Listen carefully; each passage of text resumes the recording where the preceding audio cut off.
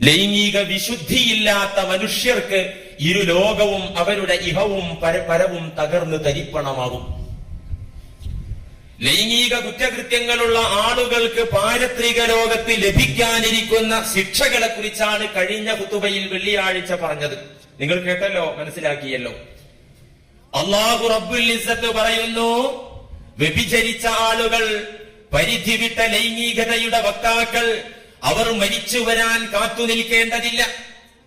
മരിച്ചു വന്നതിന് ശേഷം മാത്രം പോരാ അവർക്കുള്ള ശിക്ഷ, പിന്നെയോ ഈ ലോകത്ത് തന്നെ അവർ ശിക്ഷിക്കപ്പെടണം. അല്ലാഹു പറയുന്നു, എന്തുകൊണ്ട് പശ്ചാത്താപ മനസ്ഥിതിയുണ്ടെങ്കിലും തൗബ അവരിലുണ്ടെങ്കിലും അവർ ശിക്ഷാർഹരാണ്. ഈ ലോകത്ത് അവർക്ക് ശിക്ഷ കൊടുക്കണമെന്ന് പടച്ച തമ്പുരാന്റെ നിയമം. എന്തുകൊണ്ട് അസ്സിനാ അക്ബറുൽ കബായിരി ബഅദ ശിർകി വൽ ഖത്ൽ. കുറ്റകൃത്യങ്ങളുടെ പട്ടികയിൽ ഏറ്റവും വലിയ അപരാധം കുറ്റമേത അശ്ശിർക്ക്, ശിർക്കാണ്. അസ്സിനാ അക്ബറുൽ കബായിരി ബഅദ ശിർകി വൽ ഖത്ൽ. ഒന്നാമത്തെ കുറ്റം ശിർക്കാണെങ്കിൽ രണ്ടാമത്തെ കുറ്റം അൽ ഖത്ൽ, കൊലപാതകമാണ്. ശിർക്കും ഖത്ലും കഴിഞ്ഞാൽ പിന്നെ കുറ്റങ്ങളുടെ സ്ഥാനത്ത് മൂന്നാം സ്ഥാനത്ത് വരുന്നത് അസ്സിന, പരിധി വിട്ട ലൈംഗികതയാണ്. അല്ലാഹു സൂക്ഷിക്കാൻ പറഞ്ഞ വിശുദ്ധി സൂക്ഷിക്കാതെ അവിശുദ്ധ ജീവിതം നയിച്ച ആളുകളാണ് കുറ്റകൃത്യത്തിൽ ഈ മൂന്നാമത്തെ മേഖലയിലെത്തുന്നത്. അതുകൊണ്ട് തന്നെ അവർക്ക് ശിക്ഷയുണ്ട്. ശരീഅത്തുൽ ഇസ്ലാം എന്ത് ശിക്ഷയാണ് ഈ ലോകത്ത് അവർക്ക് വിധിക്കുന്നത്? ഇത് പറയുന്നത് ഇന്നോ നാളെയോ നമ്മുടെ നാട്ടിൽ വ്യഭിചരിച്ചവർക്ക് ഈ പറയപ്പെട്ട ശിക്ഷ കൊടുക്കാനല്ല. ഇതിന്റെ ഗൗരവം മനസ്സിലാക്കാൻ. അവിവാഹിതരായ ആളുകൾ വ്യഭിചരിച്ചു കഴിഞ്ഞാൽ 100 പ്രഹരം നൽകിയിട്ട് 1 വർഷത്തേക്ക് നാടുകടത്തണമെന്നാണ് അല്ലാഹുവിന്റെ നിയമം. 100 ചാട്ടവാറടി, ചെറിയ ശിക്ഷയാണോ അത്? അല്ലാഹു ഈ ഭാഗം സൂറത്തുൻ നൂറിന്റെ 2-ാമത്തെ വചനത്തിൽ പറയുന്നു. ഇത് ഇവിടെ ശരീഅത്ത് ഭരണമല്ല, ഇസ്ലാമിക രാഷ്ട്രമല്ല. പിന്നെന്തിനാ പറയുന്നത്? ആ കുറ്റത്തിന്റെ ഗൗരവം നാം ഗ്രഹിക്കാൻ വേണ്ടിയാണ്. സൂറത്തുൻ നൂറിന്റെ 2-ാമത്തെ വചനം അല്ലാഹു പറയുന്നു, അസ്സാനിയതു വസ്സാനി ഫജ്ലിദു കുല്ല വാഹിദിൻ മിൻഹുമാ മിഅത ജൽദ. അസ്സാനിയതു വസ്സാനി, വ്യഭിചരിച്ച പെണ്ണ്, വ്യഭിചരിച്ച പുരുഷൻ. ഫജ്ലിദു കുല്ല വാഹിദിൻ മിൻഹുമാ മിഅത ജൽദ, അവർ ഓരോരുത്തർക്കും 100 വീതം അടി കൊടുക്കണം. ഇവിടെ ആദ്യം പെണ്ണിനെ പറഞ്ഞത്. മുഫസ്സിറുകൾ അതൊക്കെ വിശദീകരിക്കുന്നുണ്ട്. അസ്സാനിയതു വസ്സാനി, ആദ്യം വ്യഭിചരിക്കുന്ന പെണ്ണിനെ പറയുന്നത്, പിന്നെയാണ് പുരുഷനെ പറയുന്നത്. എന്തേ അങ്ങനെ പറഞ്ഞത്? കാരണം ഖുദ്ദിമത്തിൽ മർഅതു ലിഅന്ന ശഹവതസ്സിനാ അലൽ മർഅതി അഖ്വാ വ അക്സറു. അല്ലാഹുവിന്റെ പ്രയോഗങ്ങളിലും അതിലും വേണം ഒരു യുക്തി. ഹകീമായ റബ്ബിന്റെ വചനങ്ങളിൽ ഒരാളെ മുന്തിക്കുമ്പോ എന്തുകൊണ്ട് മുന്തിച്ചു, അതിലുമുണ്ട് പാഠം. മുഫസ്സിറുകൾ പറയുന്നു, വ്യഭിചാരത്തിന് സാഹചര്യമൊരുക്കുന്നതും കൂടുതൽ വ്യഭിചാരം ഉണ്ടാക്കുന്നതും സ്ത്രീവർഗമാണ്. അവരെ ഭാഗത്ത് നിന്നാണ് അത് ഉണ്ടാകുന്നത്. അവരുടെ വേഷവിധാനങ്ങളും ഭാവപ്രകടനങ്ങളും പെരുമാറ്റ രീതികളും വസ്ത്രധാരണ രീതികളും ഒക്കെ പുരുഷന്മാരെ വ്യഭിചാരത്തിലേക്ക് ക്ഷണിക്കണം. ബലാത്സംഗം, ബലാത്കാരത്തിലൂടെ അവിഹിത വീഴ്ച നടക്കുന്നത് ശതമാനത്തിൽ വളരെ കുറച്ചേ ഉള്ളൂ. പുരുഷവർഗം ഈ തിന്മയിൽ ചെന്നെത്തുന്നതിന്റെ പ്രധാന കാരണം സ്ത്രീ ഒരുമ്പെടുന്നത് കൊണ്ടും അവൾ അതിന് പുരുഷവർഗത്തെ ക്ഷണിക്കുന്നത് കൊണ്ടും സാഹചര്യങ്ങൾ ഉണ്ടാക്കുന്നത് കൊണ്ടുമാണ്. അതുകൊണ്ടാണ് പെണ്ണിനെ ആദ്യം പറഞ്ഞത്. മോഷണ കുറ്റത്തിന്റെ ഭാഗം, മോഷണ കുറ്റത്തിനുള്ള ശിക്ഷ പറയുന്നിടത്ത് അല്ലാഹു പറഞ്ഞത് എങ്ങനെയാ?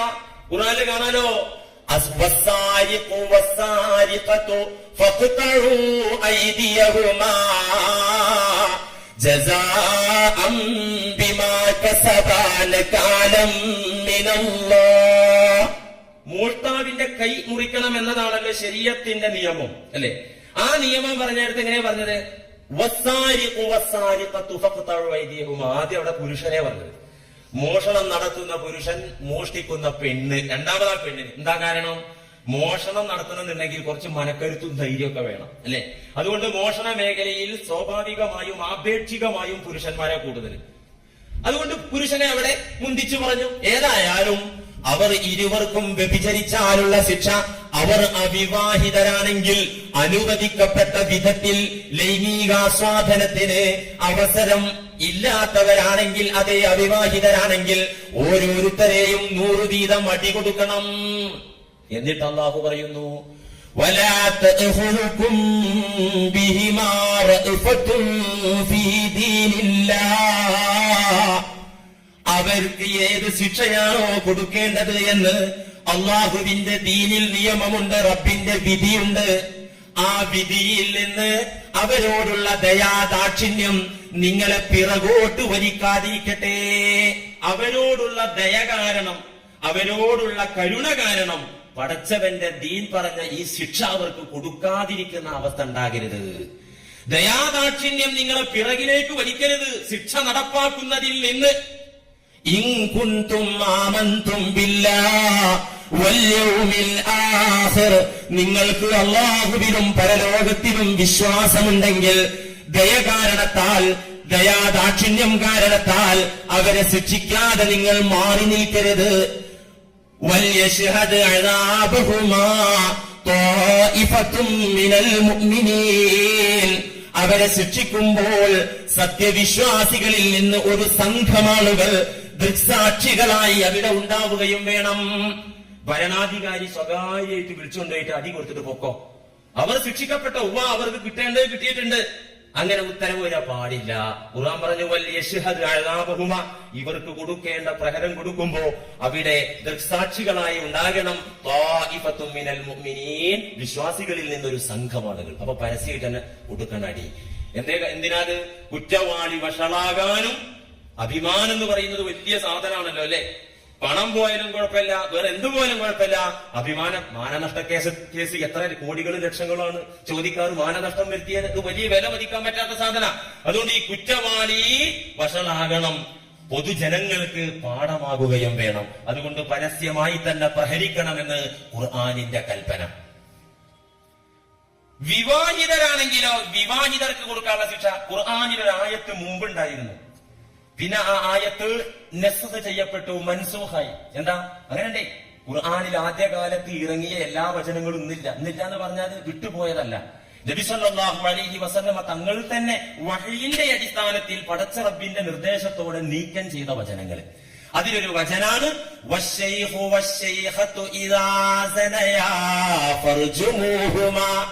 ആയത്തിന് മരിച്ചു കൊടുത്ത് ഓതാൻ പറ്റില്ല കേട്ടോ, ഖുർആൻ വലിയ കൂലി കിട്ടൂല.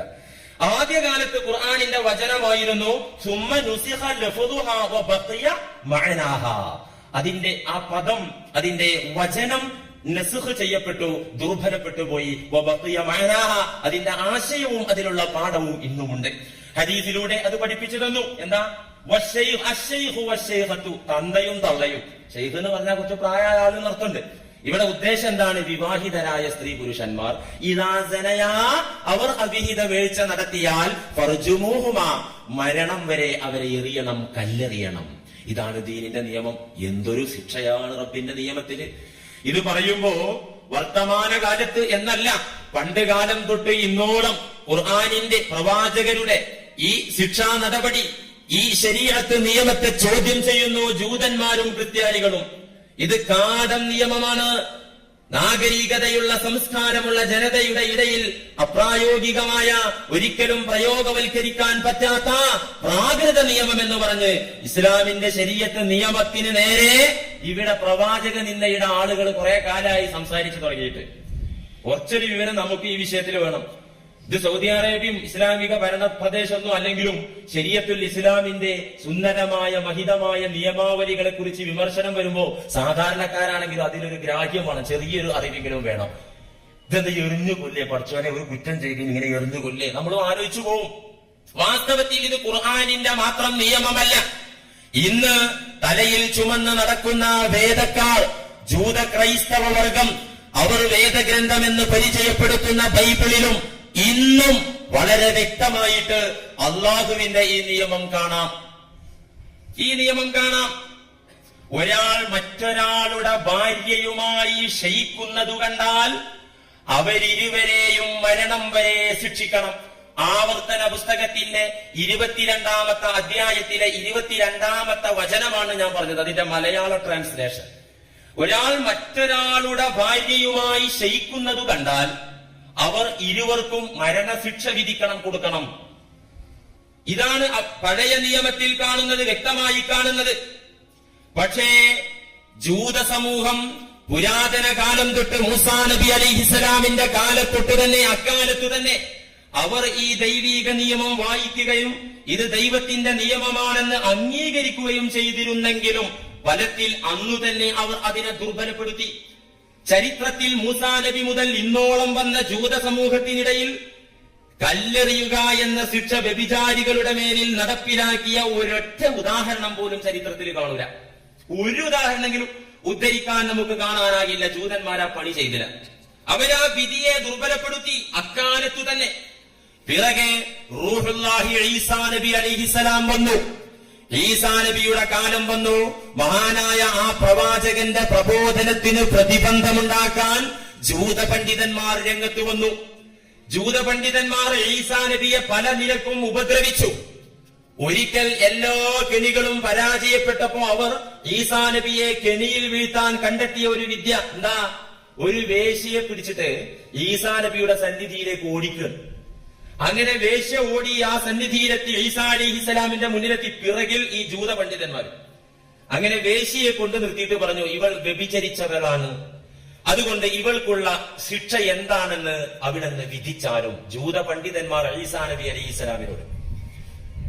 വാസ്തവത്തിൽ അവർക്ക് വിധി അറിയുകയായിരുന്നില്ല ലക്ഷ്യം. പിന്നെ ഈസാ നബിയെ കൊടുക്കുക, കെണിയിലാക്കുക. എങ്ങനെ കെണിയിലാക്കുക? ഇവിടെ ഒന്നുകിൽ ദൈവിക നിയമത്തിൽ തൗറാത്തിലുള്ള നിയമ പറയേണ്ടത്, അല്ലെങ്കിൽ പുതിയ ഒരു ശിക്ഷ പറയേണ്ടത്. രണ്ടു പറഞ്ഞാലും കുടുങ്ങും. കാരണം എറിഞ്ഞു കൊല്ലുകയല്ലാത്ത ശിക്ഷയാണ് ഈസാ അലൈഹിസ്സലാം പറയുന്നതെങ്കിൽ ഉടനെ അവർ ഉറക്കെ പ്രഖ്യാപിക്കും, ഇതാ മോശയ്ക്ക് നൽകപ്പെട്ട നിയമങ്ങൾക്കെതിരെ സംസാരിക്കുന്ന വ്യാജ പ്രവാചകനാണ് ഈ ഈസാ, യേശു എന്നവർ പറയും. തൗറാത്തിൽ പഴയ നിയമത്തിലുള്ള നിയമങ്ങളെ ഖണ്ഡിക്കുന്ന, എതിർക്കുന്ന ഒരു വ്യാജനാണ് എന്ന് പറഞ്ഞിട്ട് മുദ്രകുത്താം. വേറെ ശിക്ഷ പറഞ്ഞാൽ, എന്നാൽ എറിഞ്ഞു കൊല്ലുക എന്ന ശിക്ഷ അതിലുള്ളതുപോലെ പറഞ്ഞാലോ, അന്ന് റോമൻ സാമ്രാജ്യമാണ്. സാമ്രാജ്യത്വം ഭരിക്കുന്നത് വേറൊരു ഗ്രൂപ്പാണ്. അപ്പോൾ ഉറക്കെ പ്രഖ്യാപിക്കാം, പണ്ട് മൂസ പറഞ്ഞ ആ പ്രാകൃത നിയമങ്ങൾ സമൂഹത്തിൽ നടപ്പിലാക്കാൻ വന്ന ഒരു ചങ്ങാതിയിത റോമിന്റെ നിയമങ്ങളെ കാറ്റിൽ പറത്തുന്ന ആളിത എന്ന് പറഞ്ഞിട്ട് റോമിന്റെ അധികാരികളുമായി ഈസാ നബി അലൈഹിസ്സലാമിനെ ശത്രുതയിലാക്കാം.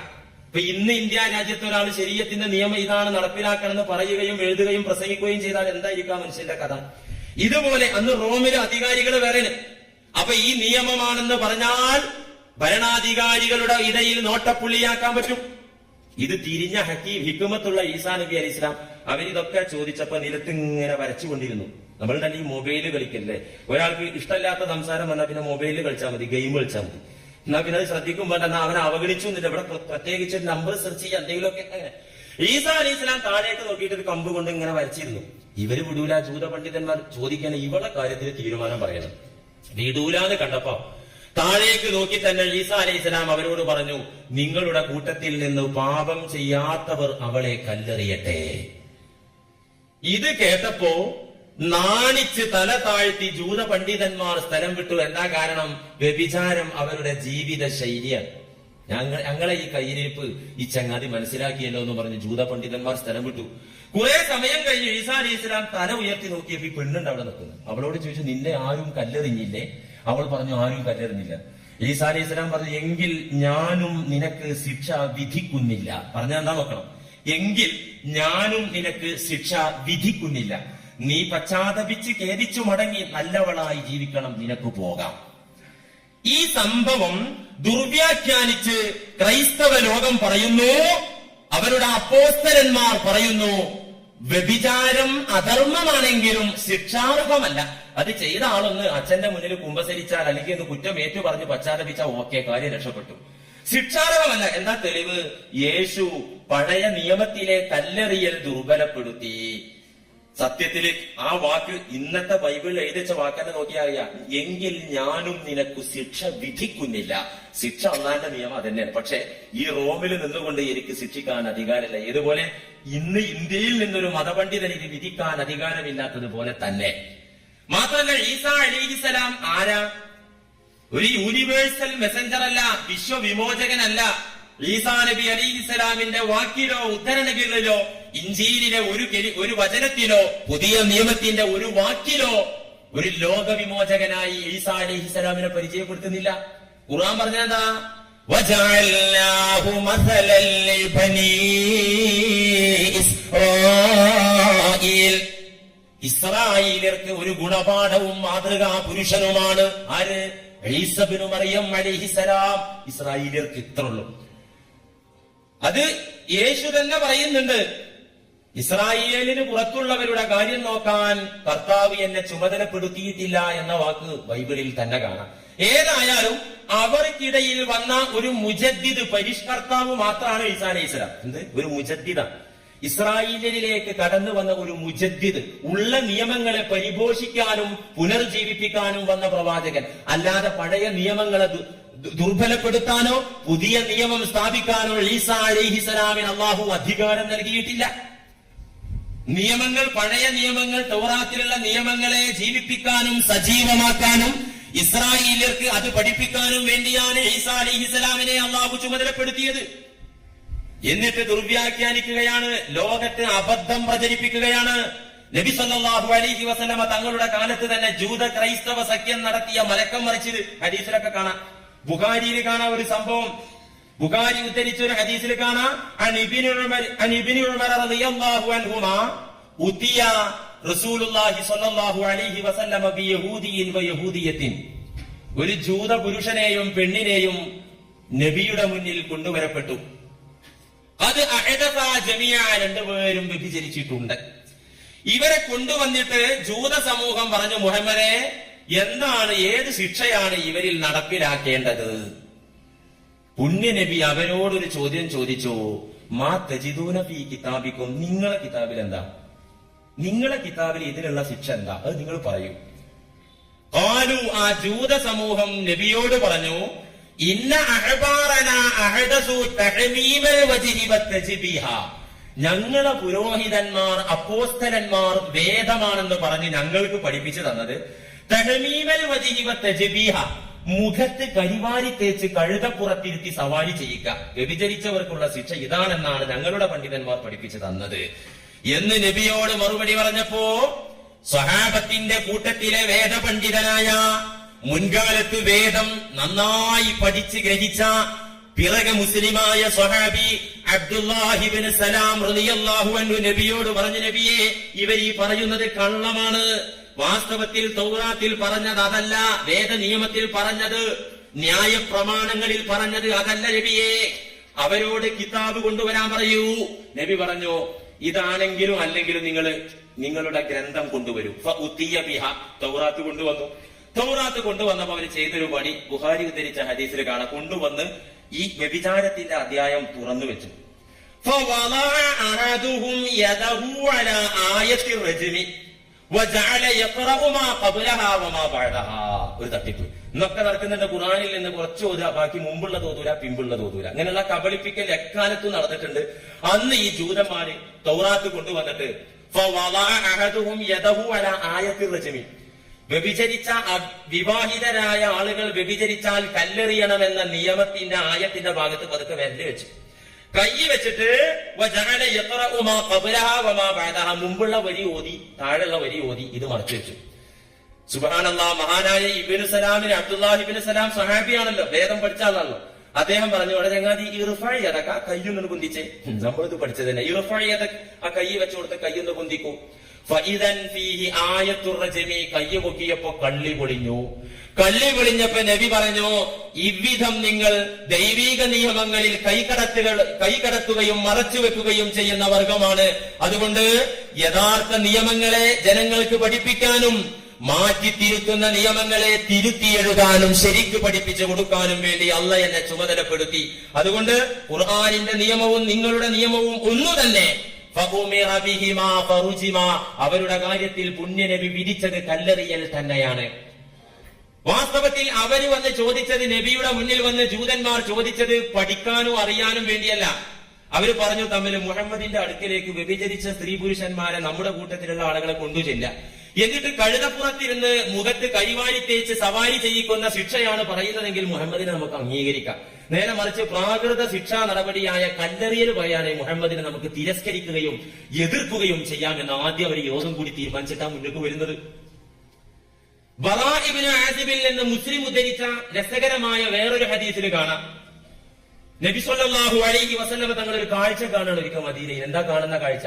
ഒരു ജൂതനുണ്ട്, മുഖത്ത് നിറം തേച്ചിട്ട് ചായം പൂശിയിട്ട് മറ്റു ജൂതന്മാർ അടിച്ചിട്ട് അങ്ങാടിയിലൂടെ അങ്ങനെ ഓടിക്കുന്നുണ്ട്. നബി ചോദിച്ചു, മൻ ഹാദാ വമാ ഹാദാ, എന്താ ഈ കാണുന്നത്? ഇവൻ ആരാ, എന്താ സംഭവം? ഖാലു, അവർ പറഞ്ഞു, ഇവൻ വ്യഭിചരിച്ചവനാണ്. വ്യഭിചാരത്തിന് ഇങ്ങനൊരു ശിക്ഷയുണ്ടോ? അവർ പറഞ്ഞു, ഖാലു നഅം, ഞങ്ങളുടെ നിയമത്തിൽ ഇങ്ങനെ ഒരു ശിക്ഷയാണ് പറയുന്നത്, മുഖത്ത് നിറം തേച്ചിട്ട് അടി കൊടുത്തിട്ട് അങ്ങാടിയിലൂടെ ഓടിക്കാം. ആ സമയത്ത് അവരുടെ കൂട്ടത്തിൽ ഒരു പണ്ഡിതനെ നബി സ്വകാര്യമായിട്ട് വിളിച്ചിട്ട് ചോദിച്ചു, സത്യം പറയൂ, നിങ്ങളുടെ നിയമത്തിൽ എന്താണുള്ളത്? എന്താ നിങ്ങളുടെ നിയമത്തിൽ പഠിച്ചത് എന്താ? കാല, ആ പണ്ഡിതൻ പറഞ്ഞു, നജിദുഹു റജ്മ, ഞങ്ങളുടെ നിയമത്തിലും എറിഞ്ഞുകൊല്ലൽ തന്നെയാണ് ഉള്ളത്. വലാകിന്നഹു കസുറ ഫീ അശ്റാഫിന, ഞങ്ങളുടെ കൂട്ടത്തിലെ പള്ളിയിലച്ചന്മാരും അപ്പോസ്തലന്മാരും നേതാക്കന്മാർക്കൊക്കെ വ്യഭിചാരം ഒരു സ്വഭാവമായി മാറി. അങ്ങനെ സ്വഭാവമായി മാറിയപ്പോ കുന്നാ ഇദാ അഖദ്ന ശരീഫ തറക്കിനാവു, മാന്യന്മാരെ ഈ കേസിൽ ഞങ്ങൾ പിടിച്ചാൽ ഞങ്ങൾ വെറുതെ വിടും. കുന്നാ ഇദാ അഖദ്ന ലഈഫ, പാവപ്പെട്ടവനെ പിടിച്ചാൽ അഖംനാ അലൈഹിൽ ഹദ്ദ, ഞങ്ങൾ കുടുക്കും, അടി, ഞങ്ങൾ ശിക്ഷിക്കും, കല്ലെറിയും.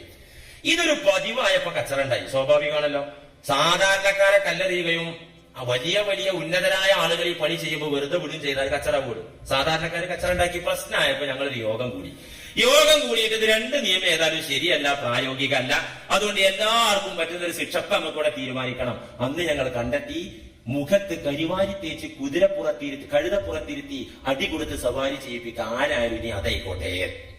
ഇതങ്ങോട്ട് കേട്ടപ്പോ നബിക്ക് സങ്കടമായി. നബി പറഞ്ഞു, ഇவ்விதം അല്ലാഹു റബ്ബുൽ ഇസ്സത്തിന്റെ നിയമത്തിൽ ഭേദഗതി വരുത്തിയ വർഗമേ, അല്ലാഹു യഥാവിധി നിയമം പഠിപ്പിക്കാനും നിങ്ങൾ കൈകടത്തിയ നിയമത്തിന്റെ നിജസ്ഥിതി പഠിപ്പിക്കാനുമാണ് പടച്ച റബ്ബ് എന്നെ ഏൽപ്പിച്ചത്. അതുകൊണ്ട് ഈ തിന്മയെ ഞാൻ ചോദ്യം ചെയ്യും, എതിർക്കും. അള്ളാന്റെ നിയമം ഞാൻ ഉറക്കെ പ്രഖ്യാപിക്കുകയും ചെയ്യുമെന്ന് അവരോട് ഉറക്കെ പ്രഖ്യാപിക്കുകയും നബിക്ക് വല്ലാത്ത മനപ്രയാസം വരികയും ചെയ്തപ്പോ അല്ലാഹു ഖുർആനിൽ നിന്നൊരു ആയത്തിറക്കുകയാണ്, യാ അയ്യുഹർ റസൂലു ലാ യഹ്സുൻകല്ലദീന യുസാരിഊന ഫിൽ കുഫർ, നബിയെ, കുഫറിന് വേണ്ടി അധ്വാനിക്കുന്ന പണിയെടുക്കുന്ന വർഗമാണ് ജൂത ക്രൈസ്തവ വിഭാഗം. നബിയെ, ലാ യഹ്സുൻകല്ലദീന യുസാരിഊന ഫിൽ കുഫർ, കുഫറിൽ അധ്വാനിക്കുന്ന വർഗത്തിന്റെ കാര്യത്തിൽ അങ്ങെന്തിനാ മനപ്രയാസത്തിലാകുന്നു, സങ്കടപ്പെടുന്നു, വിഷമിക്കുന്നു? ഈ ആയത്തിന്റെയൊക്കെ ഇംഗ്ലീഷ് ട്രാൻസ്ലേഷൻ വായിച്ചിട്ടാണ് ഈ നബിനെ അങ്ങനെ ചീത്ത പറയുന്നത് വരെ. എന്തുകൊണ്ടാ ഇവരിങ്ങനെ നബിയെ, പുണ്യ നബിയെ ഇകഴ്ത്തുന്നതും വിമർശിക്കുന്നതും പ്രവാചകനെ നിന്ദിക്കുന്നതും എന്ന് നിങ്ങൾ സംശയിച്ചിട്ടുണ്ടോ? നമ്മൾ കാണാത്ത ഖുർആനിലെ പല ഭാഗം അവർ കണ്ടിട്ടുണ്ട്. അവർക്ക് സഹിക്കാൻ പറ്റുന്നില്ല, താത്വികമായി അവർക്ക് നേരിടാൻ പറ്റണില്ല. പിന്നെ അങ്ങോട്ട് വിളിക്കന്നെ തെറി, എഴുതി വിടന്നെ തെറി. അതുകൊണ്ടാ നബിയെ, യഥാർത്ഥത്തിൽ കുഫറിന് വേണ്ടി, സത്യനിഷേധത്തിന് വേണ്ടി പണിയെടുക്കുന്ന, പരിശ്രമിക്കുന്ന ഈ വർഗത്തിന്റെ ഇത്തരത്തിലുള്ള ശ്രമങ്ങളിലും അധ്വാനങ്ങളിലും അങ്ങൊരിക്കലും ദുഃഖിക്കേണ്ടതില്ല. മിനല്ലദീന ഖാലൂ റബ്ബുനല്ലാഹ് ബിഅഫ്വാഹിഹിം വലൻ തുഅ്മിൻ ഖുലൂബുഹും, അവർ പറയും ഞങ്ങളും വിശ്വാസികളാണ്, അവർ പറയും ഞങ്ങളും വിശ്വാസികളാണ് എന്നവർ പറയും. വലൻ തുഅ്മിൻ ഖുലൂബുഹും, ഇവിടെ അവർക്ക് വിശ്വാസമല്ല. ആമന്നാ ബി അഫ്വാഹിഹിം, നാവുകൊണ്ട് മാത്രമുള്ള വിശ്വാസികളാണ്.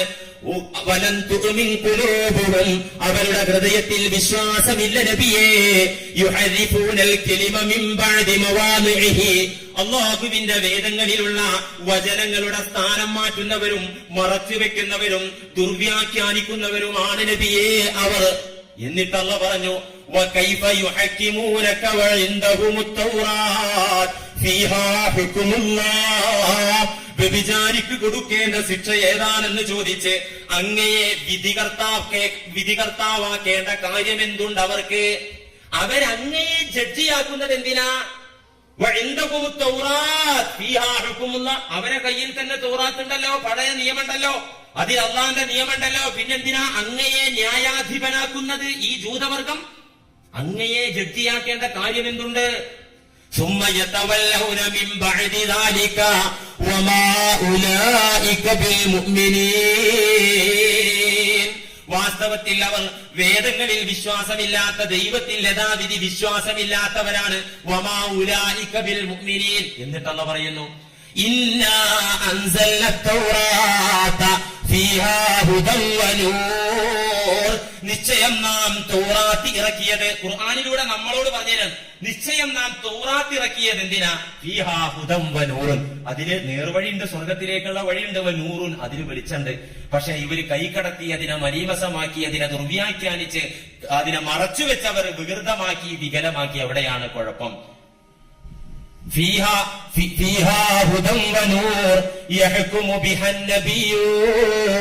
മുൻകാലത്ത് കഴിഞ്ഞുപോയ ഇസ്രായേലി പ്രവാചകന്മാരെല്ലാം വിധിച്ചത് തൗറാത്തിന്റെ നിയമമായിരുന്നു. നബിയെ, അങ്ങ് പുതിയൊരു നിയമം ഉണ്ടാക്കണ്ട, തൗറാത്തിന് പറഞ്ഞ നിയമം തന്നെ ഇവരെ കാര്യത്തിൽ വിധിച്ചോളൂ എന്ന് അള്ളാഹു പറഞ്ഞു കൊടുത്തു. വാസ്തവത്തിൽ ഇത് ലോകത്ത് വിശ്വാസികൾക്ക് ദൈവം തമ്പുരാൻ അന്ന് തൊട്ട് ഇന്നോളം പറഞ്ഞ വിധിയാണ്. അതുകൊണ്ട് അതിനെയാണ് ഇവരെ ചോദ്യം ചെയ്യുന്നത്. ഇനി സ്വവർഗരതിക്കാർക്ക് കൊടുക്കേണ്ട ശിക്ഷ ഇതിലും കനത്ത ശിക്ഷ. വ്യഭിചാരത്തെക്കാൾ കടുത്ത അപരാധമാണ് സ്വവർഗരതി. അതുകൊണ്ട് തന്നെ വ്യഭിചാരികൾക്ക് കൊടുക്കുന്നത് ഏറെ വലിയ ശിക്ഷ, അവരെയും കൊല്ലണമെന്നാണ്. عن جابر بن عبد الله رضي الله عنه قال سمعت رسول الله يقول عن المنبر. മിമ്പറിൽ നിന്ന് നബി പറയുന്നത് ഞാൻ കേട്ടു, മൻ അമില അമല ഖൗമി ലൂത്തിൻ ഫഖ്തുലുഹു. സ്വവർഗരതിക്കാരെ കൊല്ലണം. വഖ്തുലുൽ ഫാഇല വൽ മഫ്ഊല ബിഹി. അത് പ്രവർത്തിച്ചവനും പ്രവർത്തനത്തിന് വിധേയനായവനെയും കൊല്ലണം. ഹിസ്ന ഔലം യുഹ്സിന. വ്യഭിചാരത്തിന്റെ നിയമമല്ല, അവർ വിവാഹിതരാണെങ്കിലും അല്ലെങ്കിലും കൊല്ലണം. ഈ ഒരു വൃത്തികെട്ട കുറ്റമാണ് ഈ ലോകത്ത് നിന്ന് വ്യാപിച്ചുകൊണ്ടിരിക്കുന്നത്. അത് വിവാഹിതരാണെങ്കിലും അല്ലെങ്കിലും അവരെ കൊല്ലണം. എങ്ങനെ കൊല്ലണം എന്നതിന് മാത്രമേ സ്വഹാബികൾക്കിടയിൽ തർക്കമുള്ളൂ. അലി റളിയല്ലാഹു അൻഹുവും സിദ്ദീഖ് റളിയല്ലാഹു അൻഹുവും പറഞ്ഞത്, ആ വർഗത്തെ വാളുകൊണ്ട് വെട്ടിക്കൊന്നിട്ട് ശവം അഗ്നിയിലിട്ട് ദഹിപ്പിക്കണം. പ്ലേറ്റ് ദുരന്തത്തില് മനുഷ്യന്മാരായത് എന്താന്ന് കണ്ടില്ലേ? അതുപോലെ അഗ്നിയിലിട്ട് കരിച്ചു കളയണം അവരെ മയ്യിത്ത്. ആരെ? ഈ വർഗത്തിന്റെ തല വെട്ടിയിട്ട് കരിച്ചു കളയണം. അവരെ പള്ളിപ്പറമ്പിലോ ശ്മശാനത്തിലോ അടക്കാൻ പാടില്ല. ഉമർ റളിയല്ലാഹു അൻഹുവും ഉസ്മാൻ റളിയല്ലാഹു അൻഹുവും പറഞ്ഞത്, തകർന്നു വീഴാനായ കെട്ടിടം അല്ലെങ്കിൽ ആളുകൾ ഉപയോഗിക്കാത്ത കെട്ടിടം, ഉപയോഗശൂന്യമായ കെട്ടിടത്തിന്റെ താഴെ കൊണ്ടുപോയി നിർത്തിയിട്ട് ഇവരെ മേലാ കെട്ടിടം തകർത്തി വീഴ്ത്തി കൊല്ലണം. അറിയോ? ചിലര് പറഞ്ഞു നിരുപാധിക എറിഞ്ഞു കൊല്ലണം. അങ്ങനെ അഭിപ്രായ വ്യത്യാസം ഉണ്ടെങ്കിൽ അവരെ കൊല്ലണം. ഈ ഒരു കുറ്റം എത്ര വലിയ കനത്ത കുറ്റമാണ്! ഇതിലേക്കുള്ള സാഹചര്യങ്ങളാണ് ഇന്ന് ലോകം ഉണ്ടാക്കുന്നത്. അതുകൊണ്ട് പ്രിയപ്പെട്ടവരെ, പറഞ്ഞു വന്നത്, ഈ വിഷയം ഇന്നിവിടെ തീരാണ്, അവസാനിപ്പിക്കാണ്, നിർത്തുകയാണ്. പ്രിയമുള്ള സത്യവിശ്വാസികളെ, നമ്മുടെ കൂട്ടത്തിലെ ഏറിയ കൂറും വ്യഭിചരിച്ചിട്ടില്ല എന്ന് തന്നെയാണ് നമ്മൾ മനസ്സിലാക്കേണ്ടത്. പക്ഷേ ലൈംഗികമായ ഒരു പ്രവർത്തനമുണ്ടായിട്ടില്ലെങ്കിലും കണ്ണുകൊണ്ടെങ്കിലും വ്യഭിചരിക്കാത്തവർ ആരുണ്ടാകും നമ്മുടെ കൂട്ടത്തിൽ? ആരുണ്ടാകും? ശരീരം കൊണ്ട്, വിവിധ അവയവങ്ങൾ കൊണ്ട് വ്യഭിചരിക്കാത്ത എത്ര പേർ നമ്മുടെ കൂട്ടത്തിലുണ്ടാകും? വളരെ വ്യക്തമായി പുന്നാര നബി തങ്ങൾ പഠിപ്പിച്ച വചനത്തിൽ ഉണ്ടല്ലോ, ഈ അവയവങ്ങൾക്കൊക്കെ വ്യഭിചാരമുണ്ട്. വ്യഭിചാരത്തിന്റെ പങ്ക് ആ അവയവങ്ങൾക്കൊക്കെ തന്നെ നാളെ മഹ്ശറയിൽ കിട്ടുമെന്നും അവിടുന്ന് മുന്നറിയിപ്പ് തന്നതാണല്ലോ. അതുകൊണ്ട് പ്രിയപ്പെട്ടവരെ, ആത്മാർത്ഥമായ പശ്ചാത്താപം നമുക്ക് വേണം. തൗബ നമ്മിൽ നിന്നുണ്ടാകണം. നമ്മളൊക്കെ പറയും സഹാബികൾ വരെ വ്യഭിചരിച്ചിട്ടില്ലേ, അതുകൊണ്ട് കുറ്റാരും ചെയ്യുന്നു. സഹാബികൾ വ്യഭിചരിക്കുക മാത്രമല്ല ചെയ്തത്, അവർ മടങ്ങി, അവർ ഖേദിച്ചു, അവർ ആ അവിശുദ്ധമായ അവസ്ഥയിൽ നിന്ന്, കളകളഞ്ഞ മനസ്സിൽ നിന്ന് അവർ മുക്തരായി, മോചിതരായി. തൗബയുടെ വെള്ളം കൊണ്ട് അവരുടെ കൽബുകളെ കഴുകി, ഒരുപാട് കണ്ണുനീരൊഴുക്കി, പാപക്കറകളെ കണ്ണുനീറുകൊണ്ട് വാശി ചെയ്തു, കഴുകിക്കളഞ്ഞു സഹാബത്ത്. ചരിത്രത്തിൽ മായാത്ത മുദ്ര പതിപ്പിച്ച ഉദാത്ത മാതൃക കാണിച്ചു തന്ന സ്വഹാബത്തിൽ നിന്ന് വീഴ്ച പറ്റി. സത്യമാണ്, അവർ വ്യഭിചരിച്ചു പോയി, യാഥാർത്ഥ്യമാണ്. തൗറാത്തിന്റെ നിയമവും ഖുർആനിന്റെ നിയമവും ഒന്ന് തന്നെ എന്ന് പഠിപ്പിച്ച പുണ്യനബി, ജൂതന്മാർക്കിടയിൽ ഈ ശിക്ഷ നടപ്പിലാക്കിയ പുണ്യനബി, ആ പുണ്യനബിയുടെ സന്നിധിയിലേക്ക് ഒരു സഹാബി ഒരിക്കൽ കടന്നു വരുന്നു. മദീന പള്ളിയിൽ സഹാബത്തിന്റെ മുന്നിൽ പുഞ്ചിരിക്കുന്ന മുഖത്തോടുകൂടെ ദീനിന്റെ നിയമങ്ങളും കാര്യങ്ങളും പഠിപ്പിച്ചുകൊണ്ട് കൊണ്ടിരിക്കുന്ന സമയത്ത് മാലിക്, നിങ്ങൾ ചരിത്രം പഠിച്ചിട്ടുണ്ടാകും, ഇമാം മുസ്ലിം ഉദ്ധരിച്ച ഹദീസിൽ കാണാം ഈ ചരിത്ര സംഭവം. മാലിക് എന്ന് പറയുന്ന സഹാബി ഒരു ഭ്രാന്തന്റെ രൂപത്തിൽ പാറിപ്പറന്ന മുടികളോടെ, ചുവന്ന കണ്ണോടെ, ക്ഷീണിച്ച മുഖത്തോടെ, വിറക്കുന്ന കൈക്കാലുകളോടെ തിരുസന്നിധിയിൽ കടന്നു വന്നിട്ട് പറഞ്ഞു, യാ റസൂലല്ലാഹ് ത്വഹിർനി, നബിയെ എന്നെ ഒന്ന് ശുദ്ധീകരിക്കണം, എന്നെ ഒന്ന് ശുദ്ധീകരിക്കണം, എന്നെ ഒന്ന് സ്ഫുടമാക്കണം, എന്നെ സംസ്കരിക്കണം എന്ന് മായിസ് പറഞ്ഞപ്പോ മായിസിലേക്ക് നോക്കിയിട്ട് നബി പറഞ്ഞു, വൈഹക്, എന്താ നീ പറയുന്നത്, നിനക്ക് നാശം. വൈഹക് ഇർജി ഫസ്തഗ്ഫിരില്ലാഹ വതുബ് ഇലൈഹി, പോടോ, തിരിച്ചു പോടോ, എന്നിട്ട് നീ അല്ലാഹുവോട് പൊറുക്കലിനെ തേട്, നീ തൗബ ചെയ്ത് മടങ്ങി ശരിക്ക് ജീവിക്ക്, പോ. ഫറജഅ ഗൈറ ഖരീബ്, നബി പോകാൻ പറഞ്ഞപ്പോ എന്നെ ശുദ്ധീകരിക്കണമെന്ന് പറഞ്ഞ നബിയോട് പറഞ്ഞപ്പോ അവിടെന്ന് തിരിച്ചു പറഞ്ഞത്, എന്തു നാശമാണ് നീ പറയുന്നത്, നീ തിരിച്ചു പോയിട്ട് നന്നായി ജീവിക്കാൻ നോക്ക്. ഈ സ്വഹാബി മടങ്ങി തിരിച്ചുപോയി. പക്ഷേ തിരിച്ചു പോയിട്ട് കാല് ചലിക്കുന്നില്ല, ചവിട്ടടികൾ മുന്നോട്ട് പോകുന്നില്ല. വൈറവഴീത് കുറച്ചങ്ങോട്ട് നടന്നപ്പോ പോകാൻ സാധിക്കാതെ നബി രണ്ടാമത് നബിയിലേക്ക് വന്നിട്ട് പറഞ്ഞു, യാ റസൂലല്ലാഹ് ത്വഹിർനി, എന്നെ ശുദ്ധീകരിക്കണം. അപ്പോഴും പറഞ്ഞു, ഞാൻ പറഞ്ഞില്ലേ നിന്നോട് പോകാൻ, നീ തൗബ ചെയ്ത് ജീവിക്ക്, പാപക്കറകൾ നിന്നിൽ വന്നിട്ടുണ്ടെങ്കിലും പശ്ചാത്തപിച്ച് ജീവിക്ക് എന്ന് പറഞ്ഞപ്പോ പോയി. ഹദീസില് കാണാം, ഇമാം മുസ്ലിം ഉദ്ധരിച്ച ഹദീസില് കാണാം, ഹത്താ ഇദാ കാനത്തി റാബിയ, നാലാമത്തെ തവണയും മായിസ് നബിയുടെ മുന്നിലേക്ക് മടങ്ങി വന്നപ്പോ 3 തവണ നബി തിരിച്ചു വിട്ടു, പറഞ്ഞയച്ചു, പോകാൻ പറഞ്ഞു. 4ാമത്തെ തവണയും കരഞ്ഞുകൊണ്ട് വിറച്ചുകൊണ്ട് ഒരു ഭ്രാന്തന്റെ രൂപത്തിൽ കടന്നു വന്ന മായിസ് പറഞ്ഞു, ത്വഹിർനി, എന്നെ ശുദ്ധീകരിക്കൂ നബിയേ.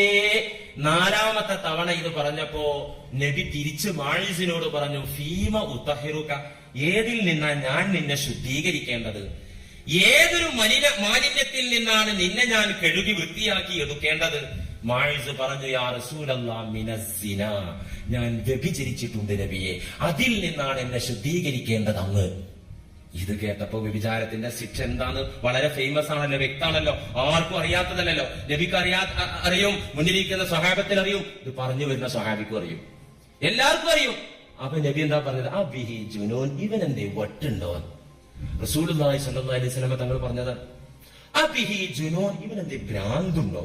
ഫഉഖ്ബിറ അന്നഹു ലൈസ ബിമജ്നൂൻ, സദസ്സിൽ നിന്ന് ചില ഈ സ്വഹാബിയുടെ അയൽക്കാരായ മറ്റു ചില സ്വഹാബിമാർ എണീറ്റ് നിന്നിട്ട് പറഞ്ഞു, അന്നഹു ലൈസ ബിമജ്നൂൻ യാ റസൂലല്ലാഹ്, അങ്ങനെ ഒരു സ്പെല്ലിംഗ് മിസ്റ്റേക്ക് ഒന്നും ഇല്ല, ആൾക്ക് ഭ്രാന്തൊന്നുമില്ല, നല്ല ആളാണ്, ബുദ്ധിമാനാണ്. അപ്പൊ നബി പറഞ്ഞു, ശരിബ സമ്ര, എങ്കിൽ പിന്നെ ഇവൻ മദ്യപിച്ചിട്ടുണ്ടോ? ഒരു സ്വഹാബിയോട് പറഞ്ഞു, അവന്റെ വായൊന്ന് വാസനിച്ചു നോക്കൂ. അങ്ങനെയാണല്ലോ ഇന്നും പോലീസുകാർ അങ്ങനെയാണ് ചെയ്യുന്നത്. വണ്ടി ഓടിക്കുമ്പോ പോലീസുകാർ മുഖത്തേക്ക് ഊതാനാ പറയാം. ഞാൻ എറണാകുളത്തേക്ക് മുതൽ വണ്ടിയിൽ പോയപ്പോ പോലീസുകാരൻ, എന്റെ സ്നേഹിതൻ വണ്ടി ഓടിക്കുക, ഒന്ന് ഊതൂന്ന് പറഞ്ഞപ്പോ സ്നേഹിതൻ പറഞ്ഞു, ഇവിടെ ഇരിക്കണ ഞങ്ങളെ പള്ളിയിലെ ഉസ്താദാ, പിന്നെ എന്താ സാറായി കാണിക്കണേ? പള്ളിയിൽ ഉസ്താദ് ഒപ്പം ഇരിക്കുമ്പോ ഈ പണി ചെയ്യില്ല, അല്ലാത്ത നേരത്തെ ചെയ്താലും എന്നാ അതിനർത്ഥം. അപ്പൊ ഇങ്ങനെയാണ് നബി പറഞ്ഞു, വായൊന്ന് വാസനിച്ച് നോക്കൂ എന്ന് പറഞ്ഞു. ഒരു സഹാബി നോക്കിയിട്ട് ഫലം വേജിത് മിൻഹു റീഹൽ ഖംർ, കിട്ടുന്നില്ല, മദ്യത്തിന്റെ സ്മെല്ലൊന്നുമില്ല, ദുർഗന്ധമൊന്നുമില്ല. അപ്പൊ നബി വീണ്ടും ചോദിക്കാം, നീ ശയിച്ചിട്ടല്ലടാ ഉള്ളൂ, നീ കൂടെ കിടന്നിട്ടല്ലേ ഉള്ളൂ, ശയനം നടത്തിയിട്ടല്ലേ ഉള്ളൂ, നീ ചുംബിച്ചിട്ടല്ലേ ഉള്ളൂ, ഇവരൊന്ന് ഒഴിവാക്കി വിടാനായിരിക്കും എന്ന് വെച്ചതിലുള്ള തത്വം എന്താണെന്നറിയോ? അന്വേഷിച്ച് CID-കളെ വിട്ടിട്ട് രഹസ്യാന്വേഷണ വിഭാഗത്തെ അയച്ചിട്ട് ഈ ശിക്ഷ നടപ്പിലാക്കേണ്ടതില്ല. അതുകൊണ്ട് എന്തെങ്കിലും സൗദി അറേബ്യയിൽ ഈ കല്ലേറ് കാണാത്തത് 100 അടി ഇടക്കിടക്ക് കാണുന്നുണ്ട് അല്ലെ, പത്രത്തിലൊക്കെ നമ്മൾ വായിക്കാറുണ്ടല്ലോ അടിക്കേസ്. പക്ഷെ ഈ കല്ലെറിയൽ ഇതിങ്ങനെ രഹസ്യാന്വേഷണം നടത്തിയിട്ട് പിറകെ നടന്ന് കണ്ടുപിടിക്കേണ്ട ഒരു ക്രിമിനൽ കുറ്റമൊന്നുമല്ല. പച്ചയായിട്ട് അതിന് സാക്ഷികൾ ഇത്ര ആള് കാണുക, 4 ആള് കാണുക എന്നൊക്കെ ഉണ്ടതിന് നിയമം കേട്ടോ. അതിന്റെ നിയമം ഇപ്പോ ഇവിടെ പറയേണ്ട കാര്യമില്ലാത്തത് കൊണ്ട് അങ്ങോട്ട് കടന്നു ചെയ്തിട്ടില്ല. 4 ആളുകൾ കാണും വിധം പച്ചക്ക് ചെയ്താൽ കിട്ടും ഈ ശിക്ഷ. അല്ലാതെ ഇത് സ്വകാര്യമായി അന്വേഷണം നടത്തേണ്ട കാര്യമില്ല. നീ ശയിച്ചിട്ടല്ലേ ഉള്ളൂ, ചുംബിച്ചിട്ടല്ലേ ഉള്ളൂ. ഹൽ സനൈത, പിന്നെയും ചോദിക്കാൻ നബി, മായിസേ നീ വ്യഭിചരിച്ചിട്ടുണ്ടോ? ഖാല നഅം യാ റസൂലല്ലാഹ്. എന്നാ പിന്നെ നീ നോക്കിക്കാൻ പറ്റൂല. ഉടനെ നബി പ്രഖ്യാപിച്ചു, വിധിച്ചു. മദീന പള്ളിയുടെ മുസ്ലിം ലോകത്തിന്റെ ന്യായാധിപൻ, ജഡ്ജി, അള്ളാഹുവിന്റെ വിധികർത്താവായ നബി, അള്ളാഹുവിന്റെ വിധി അവിടത്തെ തിരുവായിൽ നിന്ന് നാക്കിലൂടെയാണ് വരിക. വിധിച്ചു. അങ്ങനെ മാഇസിനെ കല്ലെറിഞ്ഞു കൊന്നു. സഹീഹ് മുസ്ലിം. ആ സമയത്ത് സ്വഹാബത്ത് മാഇസിന്റെ കാര്യത്തിൽ ഫിർഖത്തൈനി, 2 തട്ടിലായി. ശിക്ഷ നടപ്പിലാക്കി കഴിഞ്ഞപ്പോ സ്വഹാബത്ത് 2 ഗ്രൂപ്പായി. എന്താ? ഒരു ഗ്രൂപ്പ് പറഞ്ഞു, മാഇസ് നശിച്ചു, മാഇസ് നാശം പിടിച്ചവൻ, അവന്റെ ദുന്യാവും ആഖിറവും നഷ്ടപ്പെട്ടു എന്ന് ഒരു സംഘം സ്വഹാബത്ത് പറഞ്ഞപ്പോ വേറെ ഒരു ഫിർഖത്ത് പറഞ്ഞത്, മാഇസ് സലാമത്തായി, നമ്മളെ പോലെ കളങ്കം മനസ്സിൽ വെച്ച് മൂടി വെച്ച് നടന്നില്ലല്ലോ മാഇസ്, പാരത്രിക ജീവിതത്തെക്കുറിച്ച് ആശങ്കയുള്ള ഭയമുള്ള, നരകത്തെക്കുറിച്ച് കേട്ടിട്ട് പേടിച്ച മായിസ് അത് ആഖിറത്തിലേക്ക് ആ ശിക്ഷ നീട്ടിവെക്കാതെ അവിടെ വെച്ച് കിട്ടിക്കോട്ടെ എന്ന് വിചാരിക്കാതെ പടച്ച തമ്പുരാന്റെ ശിക്ഷ സഹിക്കാൻ പറ്റില്ലെന്ന ഉത്തമ ബോധ്യമുള്ള മായിസ് നബിയുടെ മുന്നിൽ വന്ന് ഇവിടെ വെച്ച് തന്നെ ആ പാപക്കറകൾ കഴുകിയെടുക്കാൻ ആവശ്യപ്പെട്ടത് മൂലം നബി കഴുകുകയും ചെയ്തത് മൂലം മായിസ് സലാമത്തായി എന്ന് ഭൂരിഭാഗം സഹാബത്തും പറഞ്ഞ് രണ്ട് ഫിർഖയായി, രണ്ട് വിഭാഗമായി ഭിന്നിച്ചപ്പോ ഇവരെ ഈ ഭിന്നിപ്പ കണ്ട നബി അവരുടെ കൂട്ടത്തിലേക്ക് കടന്നു വന്നിട്ട് ആ ക്രിയ ഹുദൂദ് ഹദ് നടപ്പാക്കിയതിനു ശേഷം അവരുടെ മുന്നിലേക്ക് വന്നിട്ട് പറഞ്ഞു, നിങ്ങൾക്കറിയോ ലഖദ് താബ തൗബതൻ, നമ്മുടെ പ്രിയപ്പെട്ട സ്നേഹിതൻ സഹോദരൻ മായിസ് തൗബ ചെയ്തു. ഏത് തൗബ? ലൗ ഖുസിമത് ബൈന ഉമ്മ, ഒരു സമൂഹം, ഒരു ഉമ്മത്ത്, ഒരു ജനവിഭാഗം, ഒരു കാലഘട്ടത്തിലെ ജനത എന്നല്ല പറഞ്ഞ ഒരു ഉമ്മത്ത്, ഒരു ഉമ്മത്തിന്റെ ഇടയിൽ പാപികൾക്കിടയിൽ ഈ മാഇസിന്റെ മാത്രം തൗബ ഒന്ന് വിതരണം ചെയ്താൽ, വിഹിതിച്ചു നൽകിയാൽ, ഓഹരി വെച്ചാൽ അവരെല്ലാവരും ലവസിഅതുഹും, എല്ലാവർക്കും സ്വർഗത്തിൽ പോകാൻ മാത്രം വലിയ തൗബയെ മാഇസ് ഒരാളൊറ്റയ്ക്ക് ചെയ്തത് എന്ന് ഒരു ഉമ്മത്തിലെ ഒരു സമൂഹത്തിലെ പാപികൾക്കെല്ലാം ഈ ഒരു സഹാബിയുടെ തൗബ വിഹിതിച്ചു നൽകിയാൽ ലവസിഅതുഹും, എല്ലാവരും രക്ഷപ്പെട്ട് സ്വർഗത്തിൽ പോകും. അത്ര വലിയ തൗബയെ മായിസ് ചെയ്തത്. അപ്പൊ അങ്ങനൊരു ശിക്ഷാ നടപടി നബി നടപ്പിലാക്കി. ഇത് കണ്ടാ പിന്നെ ഒരാൾ വരൂ, എന്താ അവിടെ ചെയ്തെന്ന് പച്ചക്ക് കണ്ടു. എന്നാൽ കേട്ടോളൂ, ഈ ശിക്ഷാ നടപടി കഴിഞ്ഞ ഉടനെ അടുത്ത ദിവസം തന്നെ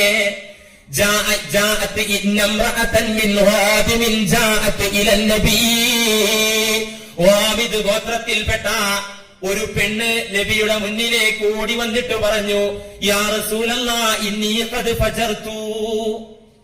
മാഇസിനെ എന്താ ചെയ്തതെന്ന് മദീനക്കാരെ വിശ്വാസികൾ എല്ലാവരും കണ്ടു. ഈ കണ്ട കാഴ്ച എല്ലാവരും അറിഞ്ഞ ഉടനെ തന്നെ ഒരു വിശ്വാസിയായ പെണ്ണ്, സഹാബിയത്തായ പെണ്ണ്, ഹാമിദ് ഗോത്രത്തിൽപ്പെട്ട പെണ്ണ് ഓടിക്കിതച്ച് നബിയുടെ മുന്നിൽ വന്നു പറഞ്ഞു, ഇന്നി ഖദ് ഫജർതു, ഞാനും തെമ്മാടിത്തരം ചെയ്തിട്ടുണ്ട്. നബി പറഞ്ഞു, ഇർജിഇ, പെണ്ണെ വെറുതെ പണി ഉണ്ടാക്കല്ലേ, ഇർജിഇ, മടങ്ങിപ്പോ. ഫറജഅത്, അവള് പോയി. പോകാൻ പറഞ്ഞാൽ പോകല്ല. എന്താ? ഫലമ്മാ കാനൽ ഗദു, പിറ്റേ ദിവസമായപ്പോ അത്തത്തിൻ നബി രണ്ടാമതും വന്നു. രണ്ടാമത് വന്നപ്പോ പറഞ്ഞു, ഈ സംഭവം പറഞ്ഞാൽ ഒരു തെമ്മാടിത്തരം ചെയ്തിട്ടുണ്ട്, മടങ്ങിപ്പോകാൻ പറഞ്ഞപ്പോ നബിയെ, ദിവസങ്ങൾക്ക് മുമ്പ് മായിസിനെ നടത്തിയതുപോലെ എന്നെ എങ്ങനെ അങ്ങോട്ടും ഇങ്ങോട്ടും നടത്താതെ എത്രയും പെട്ടെന്ന് ആക്ഷൻ കെട്ടെടുക്ക് നബിയെ. ആലോചിച്ചു, ഒരു പെണ്ണാണ് ഈ പറയുന്നത്. മായിസിനെ 3-4 തവണ അങ്ങോട്ടും ഇങ്ങോട്ടും നടത്തിയതുപോലെ എന്നെയും നടത്താതെ നബിയെ, ഒരു വസ്തുത ഞാൻ തുറന്നു പറയാം, ഇന്നി ഹുബ്ലാ മിനസ്സിന, അവിഹിത മാർഗത്തിൽ ഗർഭിണിയാണ് ഞാൻ, എത്രയും പെട്ടെന്ന് എന്നെയും ശുദ്ധീകരിക്കണം, എന്നെ നടത്തല്ലേ നബിയെ. അപ്പൊ നബി പറഞ്ഞു, ഉപ്പ നീ പോ. അപ്പോഴും മടങ്ങിപ്പോയി. മൂന്നാമത് വന്നപ്പോ പറഞ്ഞു, ഇർജിഇ ഹത്താ തലിദി, ഏതായാലും നീ ഗർഭിണിയാണല്ലോ, പ്രസവിക്കുന്നത് വരെ ഇങ്ങോട്ട് വരരുത്, പ്രസവം കഴിഞ്ഞിട്ട് ആലോചിക്കാം. സുബ്ഹാനല്ലാഹ്, പ്രസവം കഴിഞ്ഞ അടുത്ത നാൾ തന്നെ കൈക്കുഞ്ഞുമായി ആ പെണ്ണ് വന്നു. ഹദീസിൽ മുസ്ലിം ലോകം എല്ലാവരും അംഗീകരിക്കുന്ന സ്വയ്യായ ഹദീസിൽ കാണാം. കൈക്കുഞ്ഞുമായി വന്നപ്പോ ഇർജിഇ ഹത്താ തഫ്തിമി, മുല കൊടുക്കുക ആ കുട്ടിക്ക്. മുലയൂട്ടൽ കഴിഞ്ഞിട്ട് ആലോചിക്കാർ. മുലയൂട്ടൽ കഴിഞ്ഞപ്പോ 4ാമത്തെ തവണ ഈ പെണ്ണ് വരികയാണ്. അപ്പൊ കൊച്ചു വലുതായിട്ടുണ്ട്.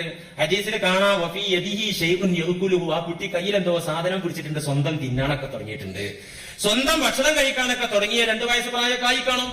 ആ പ്രായമായപ്പോ ഒക്കത്ത് വെച്ച് കുഞ്ഞിനെയും കൊണ്ട് വന്നു. ഫഅമറ ബിസ്സബിയി, കുട്ടിയുടെ കാര്യത്തിൽ നബി തീരുമാനമെടുത്തു. വദുഫിയ ഇലാ റജുലിൻ മിനൽ മുസ്ലിമീൻ, മുസ്ലിമീങ്ങളിൽ സഹാബികളിൽ ഒരു സഹാബിയെ ഏൽപ്പിച്ചു, ഈ കുട്ടിയെ, ഇനി ഈ കുട്ടിയെ പോറ്റേണ്ടത് നിങ്ങളാണ്. കാരണം ഉമ്മനി ഉണ്ടാവില്ല, ഉപ്പ നേരത്തെ എവിടെ പോയി അറിയില്ലല്ലോ, ഉപ്പ ഇല്ലല്ലോ, തന്തല്ലാത്തതാണല്ലോ. അതുകൊണ്ട് ആ കുട്ടിയുടെ ഉത്തരവാദിത്തം ഒരു സഹാബിയെ ഏൽപ്പിച്ചിട്ട് ഫഉമിറ ബിഹാ ഫറുജിമത്, അവളുടെ കാര്യത്തിൽ പുണ്യനബി അള്ളാന്റെ നിയമം പ്രഖ്യാപിക്കുകയും എറിഞ്ഞു കൊല്ലുകയും ചെയ്തു. ഫറുജിമത്ത്. ഇവിടെ ഒരു സംഭവം ഹദീസിൽ തുടർന്നു കാണാം.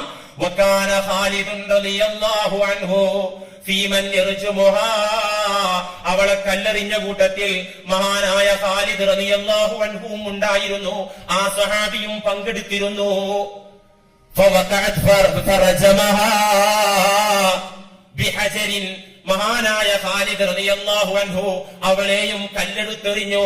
ഫവഖഅത് ഖത്റത്തും മിൻ ദമിഹാ അലാ വജ്നതിഹി, കല്ലെറിയുന്നതിനിടയിൽ ആ പെണ്ണിന്റെ ശരീരത്തിൽ നിന്ന് രക്തം ഖാലിദ് എന്നവരുടെ മുഖത്തേക്ക് തെറിച്ചു വീണു. എന്ത്? ഖാലിദ് റളിയല്ലാഹു അൻഹു അടക്കമുള്ള സ്വഹാബത്ത്. ഇതിന് നിയമമൊക്കെ ഉണ്ട്. പെണ്ണാണെന്നുണ്ടെങ്കിൽ വസ്ത്രമൊക്കെ വരിഞ്ഞു കെട്ടണം, ഏറുകൊണ്ടിട്ട് നഗ്നത വെളിവാകാതെ. ഇതൊക്കെ എന്തിനാ പറയുന്നറിയോ? കടുത്ത കുറ്റമാണ് ഈ വ്യഭിചാരം. എറിയുന്നതിനിടയിൽ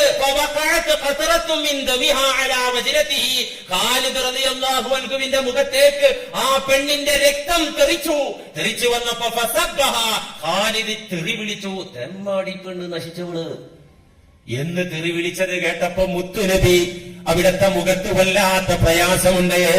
ഒരു കുറ്റവാളിയെ ശിക്ഷിക്കുന്നത് നബിക്ക് ഇഷ്ടമൊന്നുമില്ല. അള്ളാഹ് അങ്ങനെ ഒരു നിയമം വെച്ചതെന്താ? ഈ ലോകത്തിന്റെ ക്രമസമാധാനം തകരാതിരിക്കാൻ, ജാരസന്തതികൾ ഇവിടെ പെരുകാതിരിക്കാൻ, ഈ ലോകത്തിന്റെ നിളാമ് തെറ്റാതിരിക്കാൻ വെച്ച ഒരു നിയമമാണ്.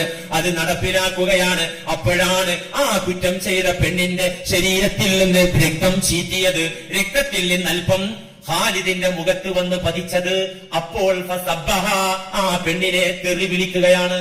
തെറി വിളിച്ചപ്പോ ഇത് കേട്ട നബി പറഞ്ഞു, യാ ഖാലിദ് മഹിലയ്യാ ഖാലിദ്, മഹിലയ്യാ ഖാലിദ്, അങ്ങനെ പറയല്ലേ ഖാലിദേ, അങ്ങനെ നീ പറഞ്ഞു പോകരുത് ഖാലിദേ. എന്തുകൊണ്ടെന്നാൽ ലഖദ് താബത്ത് തൗബ, അവൾ ചെയ്ത തൗബ ഏതാണെന്ന് നിനക്കറിയോ? ലൗ താബ സാഹിബു മക്സിൻ, ചുങ്കം വാങ്ങുന്ന ആള് ഇവള് ചെയ്ത തൗബ ചെയ്താൽ. ചുങ്കം വാങ്ങുന്ന പറഞ്ഞാൽ അള്ളാന്റെ ഭൂമിക്ക് നികുതി പിരിക്കുക. ഗവൺമെന്റ് അല്ല, എന്റെ ഭൂമിയിലൂടെ, എന്റെ വീടിന്റെ, എന്റെ അധികാരത്തിലും അധീനത്തിലുള്ള വഴിയിലൂടെ നടക്കണമെങ്കിൽ എനിക്ക് പൈസ വേണമെന്ന് പറഞ്ഞത് വലിയ തെറ്റായിട്ട് ദീന് പറയുന്നുണ്ട്. ഇത് സഞ്ചരിക്കാൻ നടന്നു പോകാൻ കാശ്, വണ്ടി കൊണ്ടുപോകാൻ പാലത്തിന് അതിന് ചെലവായ കാശ് പിരിക്കലിന് വേറെ നിയമം പഠിക്കണം. എന്താണ്? അതിപ്പോ ഗവൺമെന്റിന് ഖജനാവിലെ കാശില്ല, അതുകൊണ്ട് നാട്ടുകാരൊക്കെ ഒന്ന് സഹായിക്കുന്നു പറഞ്ഞ് പിരിവെടുത്ത് കൊടുക്കുന്നതുകൊണ്ട് കുഴപ്പമൊന്നും ഉണ്ടാവില്ല. അതേക്കുറിച്ച് വേറെ റിസർച്ച് നടക്കണം. അപ്പോ ഇതങ്ങനെയല്ല. ഒരാൾക്ക് സഞ്ചരിക്കാൻ, അള്ളാന്റെ ഭൂമിയിലൂടെ സഞ്ചരിക്കാൻ ചുങ്കം പിരിക്കുന്ന ആള്, ആ ആള് ചെയ്താലും ഇവള് ചെയ്ത തൗബ ചെയ്താൽ അള്ളാഹ് പുറത്തു കൊടുക്കും. അത്ര വലിയ തൗബയാണ് ഈ സഹോദരി ചെയ്തത്. ആ സഹോദരിക്ക് വേണ്ടി നബി നമസ്കരിച്ചു. ആ സഹോദരിയെ വിശ്വാസികളുടെ ശ്മശാനത്തിൽ അടക്കുകയും ചെയ്തു. ഇവരൊക്കെ മരണാനന്തര ജീവിതത്തിൽ വിശ്വാസമുള്ള സഹാബികളായിരുന്നു. ഇവിടെ നിന്ന് 4 കല്ലേറ് കൊണ്ടിട്ട് അന്ത്യശ്വാസം വലിച്ചാൽ ഒന്നും വരാനില്ലാണ് അവർ മനസ്സിലാക്കിയിരുന്നു. നാളെ പരലോകത്ത് ലഭിക്കുന്ന കഠോരമായ കനത്ത ശിക്ഷ, അതിലേക്ക് ചേർത്തി നോക്കുമ്പോ ഇതൊരു ശിക്ഷയല്ല എന്ന ബോധ്യം അവർക്ക് നന്നായി ഉണ്ടായിരുന്നു. അതുകൊണ്ട് നമ്മളാരും കല്ലേറ് വാങ്ങാന് ഇസ്ലാമിക ഭരണമുള്ള നാട്ടിക്ക് ഫ്ലൈറ്റ് യാത്ര ചെയ്യൊന്നും വേണ്ട. നമ്മൾ എന്താ ചെയ്യേണ്ടത്? പടച്ചവനോട് കരഞ്ഞങ്ങോട്ട് പറയാ, പടച്ചവനെ പറ്റിപ്പോയിട്ടുണ്ട്, കാക്കണം, ഇനി അത്തരം കുറ്റത്തിലേക്ക് നീ എത്തിക്കരുത്. ആത്മാർത്ഥമായി പശ്ചാത്തപിച്ച് മടങ്ങാതെ ആത്മവിശുദ്ധി നമുക്കുണ്ടാവുകയില്ല.